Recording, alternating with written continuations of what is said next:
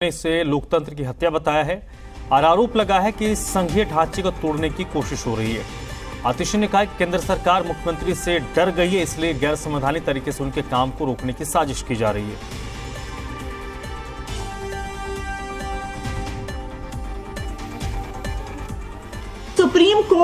Supreme court की संवैधानिक पीठ ने ये 3 सिद्धांतों के आधार पर यह कहा कि दिल्ली की चुनी हुई सरकार के पास पूरी ताकत है। किस चीज की ताकत है? अफसरों की जवाबदेही की ताकत है, अफसरों की ट्रांसफर पोस्टिंग की ताकत है, भ्रष्ट अफसरों पर एक्शन लेने की ताकत है।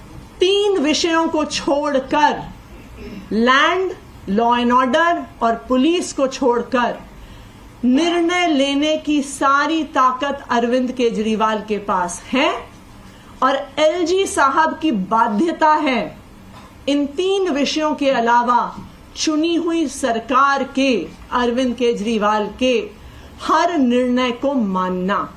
ये मई 2015 में मोदी जी की सरकार ने एमएचए का एक नोटिफिकेशन इशू किया कि केजरीवाल सरकार के पास सर्विसेज की ताकत नहीं है, उनके पास अफसरों की ट्रांसफर पोस्टिंग की ताकत नहीं है, उनको भ्रष्ट अफसरों पर एक्शन लेने की ताकत नहीं है, उन्हें इनएफिशिएंट अफसरों को हटाने की ताकत नहीं है। यह ताकत केंद्र सरकार के पास है। 8 साल की कानूनी लड़ाई के बाद जो हाई कोर्ट, सुप्रीम कोर्ट के 2 संवैधानिक पीठों के आदेश के बाद 11 मई को सुप्रीम कोर्ट की कॉन्स्टिट्यूशन बेंच ने कहा कि केंद्र की सरकार का आदेश गलत था। सुप्रीम कोर्ट ने कहा कि ताकत दिल्ली की चुनी हुई सरकार के पास है। जो ये सुप्रीम कोर्ट का आदेश था जो 11 मई को आया है, ये क्या कहता है? ये कहता है कि दिल्ली की चुनी हुई सरकार के पास ताकत क्यों है? सुप्रीम कोर्ट ने कहा कि 3 संवैधानिक सिद्धांतों के आधार पर दिल्ली की चुनी हुई सरकार के पास ताकत है।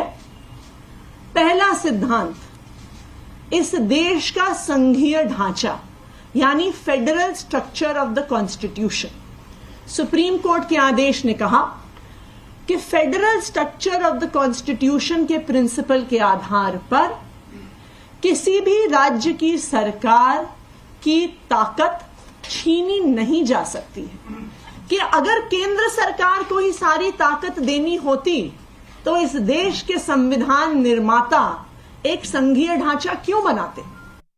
रात के अंधेरे में कल रात को 11 बजे सुप्रीम कोर्ट की 6 हफ्ते की छुट्टी होने के बाद चुपके से चोर दरवाजे से एक गैर संवैधानिक अध्यादेश लेकर आए। उन्हें भी पता है कि यह अध्यादेश गैर संवैधानिक है, उन्हें भी पता है कि सुप्रीम कोर्ट इस अध्यादेश को तुरंत स्ट्राइक डाउन कर देगा। उन्हें भी पता है कि ये गैर लोकतांत्रिक है कि 6 हफ्ते तक तो सुप्रीम कोर्ट बंद है, तो 6 हफ्ते तो हम इस अनकॉन्स्टिट्यूशनल ऑर्डिनेंस से दिल्ली की चुनी हुई सरकार का काम रोक सकते हैं।